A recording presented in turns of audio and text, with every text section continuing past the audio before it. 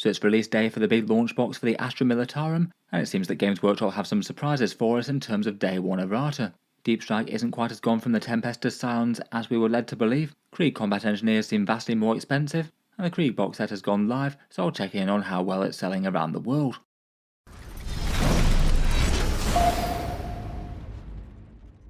Hello and welcome back to Auspex Tactics, where today it's go day for the new Astra Militarum Codex, the big Krieg box going on sale, and it seems that Games Workshop has also announced that the Codex that's going to be shipped out with it is already going to be very slightly out of date, with a big Scion rules revision, as well as the usual digital points, many of which have been revealed. I was certainly interested to check in on the Krieg box set launch though. For the launch in the USA, that should be happening sometime around now. I did get a fair few messages for people over in the USA to say that it had sold out really quite quickly, despite literally hundreds of the box sets being available at the channel affiliate Wargame portal. Just as a heads up, if you're one of the people who missed out on it at that one, it's now available again at 15% off. The link will be below down in the video description if that's of interest, and anything bought through the channel affiliates does help to support Auspex Tactics as always. More widely around the world, it looks like it's a little bit better than it might have been for a Games Workshop launch box. At time of recording at their web store, it looks like there's still stock available in the UK and Europe web store, and also the Australia and New Zealand one. It doesn't seem to be the same sort of scramble as we've had a fair few times in the past, with box sets appearing in the web store and then being instantly gone. And we've certainly had that with a few releases of Faction Battle Forces or certain Kill Team box sets. For the discount retailers out there, I had to check in on some of my affiliate ones. As mentioned, it looks like Wargame Portal in the USA sold out of their several hundred copies in around about 2 minutes flat, though it seems that they have a second wave of them going live now. I'm not sure how long that supply will last though, so it might be worth checking them out. In the UK, it looks like Element Games and Wayland Games both sold out really fast. Firestorm Games still has some supply of them, though it's only at 10% off, so it isn't quite as big a discount as some places elsewhere. I'll link that down with the rest in the video description. And my EU and Germany affiliate, Taschengeldieb, still seems to have some of them over on the continent. I'm afraid I can't see the Fenris Workshop and Gap Games inventory due to country restrictions. I should probably get around to updating a VPN, so I can take a look at those ones for you guys in the future.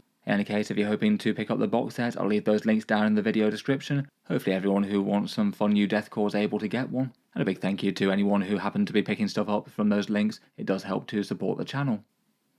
For this one though, I thought I'd talk about a couple of hot fixes that Games Workshop seems to have done to the Guard Codex, and talk a little bit more about Day 1 errata things more generally. The things I wanted to focus on for this one were that there's going to be a Day 1 errata to add Deep Strike back onto Tempestor's Scions, and presumably the Scion Command Squad as well. Interestingly, it seems to have been communicated by telling their sanctioned influencers about it, as opposed to actually saying anything directly. I don't know if that's just a way of them trying to look a bit less bad. I guess we'll hear about it in due course though when it officially comes out. The other thing is that when digital points costs come out, the Combat Engineer datasheet is going to be vastly greater than the amount previewed, supposedly 70 points per 5 of them as opposed to 35. Which at least to my mind doesn't really feel particularly great, given that they were teasing them to be kind of overpowered in a promo article for the box within the week.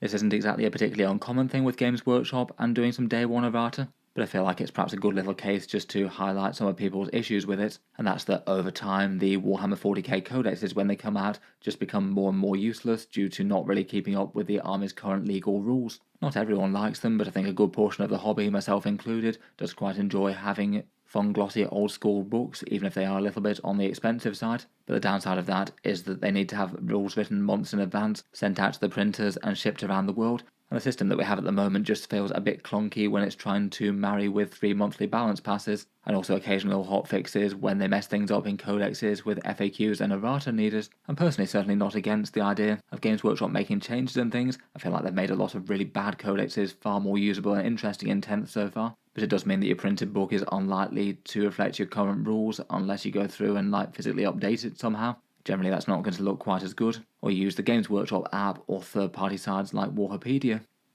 For examples of books that they have really heavily updated, we had the Adeptus Mechanicus in early 10th edition. Mainly in the absolutely enormous update that they had huge improvements to Doctor Imperatives, including both changes to the core rule and loads of other units gaining it, a huge swathe of weapon boosts of 12 different profiles getting better in different ways, a nerf to a good Hunter cohort stratagem for being shot greater than 12 inches away, and Core being able to move through ruin walls despite being a monster. All of those had a whole bunch of points increases to go with it as well. Overall, I feel like the rules definitely function way better than on Codex release, but also means their book kind of diminishes over time as a source of something that's actually good to reflect the rules of the army.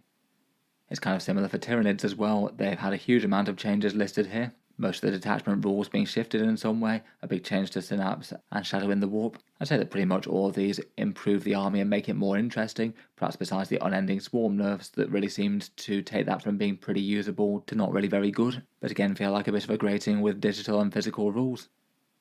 Besides balance updates, at least until now, Day 1 Errata hasn't really been quite as big a thing in 10th edition compared with, say, in 9th. I feel like for some codexes in 9th it was almost a bit embarrassing the sheer amount of changes that Games Workshop needed to make. Their usual process is that when a book comes out, an Errata follows on shortly after, maybe somewhere between 2 and 4 weeks after the book on average. But I did feel like some of the 9th edition codexes perhaps had an embarrassing amount of changes that they needed to make, particularly some towards the start of the edition where they just had loads of rules that just didn't really work, or were so broken when they had one combo they needed a hot fix. I did think they got better largely towards the end of the edition, though there was still the memorable Leaguers of Votan one where they needed to go in with a day 1 hotfix to that to break certain combos that were thoroughly overpowered, and the army still wound up being one of the strongest in the game even after that. Another one earlier in 9th was the Space Wolves. They basically rewrote the entire Warlord trait table to give them some saga quests, all very fun but felt a bit embarrassing that for something that really should have been in the Codex. In general, I do feel like for the most part they have got better with this through 10th though. I think perhaps the focus on keeping detachments separate and not having massive amounts of stacking overlaying rules does help with that a bit perhaps. For the most part there hasn't been too many huge changes that they made literally on day 1. Besides I guess the points cost, which they are actually put in as a design feature in 10th edition. I think that really is a good idea as it stops them having to try and write points costs that are balanced against a meta that's long past by the time that the Codex has come out. In any case though, with all that context, it brings us to the guard changes today. As mentioned, the first one focusing on the Scions, one of the big and most poorly received changes in the new guard book was the fact that the Tempestus Scions lost Deep Strike. They had the keywords in the index, but then neither the base Scion squad nor the Militarum Tempestus command squad had Deep Strike in the Codex, and my initial reaction was that I did feel there was at least some chance that they would have gone that way in the first place, given that the Tempestus Scions aren't really modelled with the grav shoots like the Tempestus Aquilons are, for example, and I did maybe have a sneaking suspicion that there would now be the difference between the Militarum Tempestus on the ground and in the air. The initial reaction to that was really quite negative though, particularly as Scions are almost like a mini army that you can collect in their own right. Some people do like to have a lot of them on the board, and it kind of felt like Guard were basically losing 2 different battlefield roles in one. Aquilons aren't really particularly great at bringing the mass special weapon damage out of Deep Strike, as they have to pay a premium for their close drop rule and don't have that many big punchy special weapons in their units. They're good at clearing out chaff, but certainly not tough stuff. It meant that Guard would go from an army where you had a scary Deep Strike shooting threat to one that didn't really have that unit for that role. And also at the same time, the Aquilons aren't exactly great for small unit secondary scoring as a role, just because you have to pay for 10 of them and they cost 110 points, so that's just not really very efficient for throwing away disposable squads to do an action or something, as Scions could often be used for. On top of that though, Scions without Deep Strike would be very bad news for people who wanted to try and make the Bridgehead Strike detachment work. I still feel like it could have had some interest, but the detachment felt very focused around Scions dropping down out of the sky. They even had a stratagem that I talked about in the last video on the channel called Bellicosa Drop, where this one was paying 1 command point to drop closer to the enemy, and it became completely useless for the Guard if the regular Scion squads lost Deep Strike, as basically Tempestus Aquilons already do that, and none of the other units do have Deep Strike.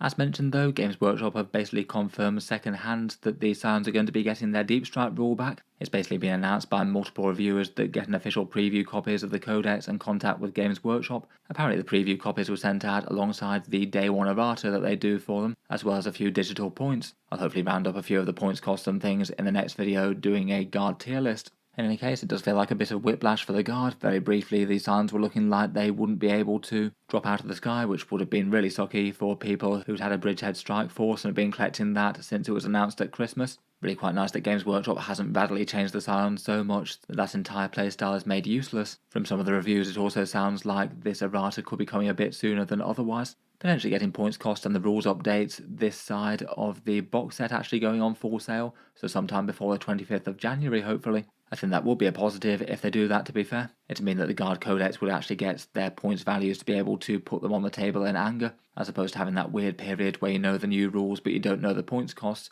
so everyone's a bit up in the air and just assembling their models until Games Workshop eventually drops the individual book release. In general though, it does seem like good news for Scion collectors.